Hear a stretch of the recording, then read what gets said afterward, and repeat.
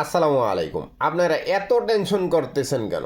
চাঁদা নেবে না, সমঝোতার মধ্যে যদি কোনো কিছু নেওয়া হয় এটা চাঁদা হয় না। আপনি কেন দেন, দিতেছেন কেন? আরে ভাই, এই চাঁদা না দিলে গাড়ি ভালো চলবে না বা অন্যান্য সমস্যা দিবে। তবে গুইরা গাইরা এই টাকা পাবলিকের কাছ থেকেই যাবে, পাবলিকের কাছ থেকে যাবে। এখন মনে করেন সিএনজির চাঁদাই কন, গাড়ির চাঁদাই কন, কিন্তু দেখা যাচ্ছে ওই টাকা 100 টাকার ভাড়া দেখা যাচ্ছে 150 নিব।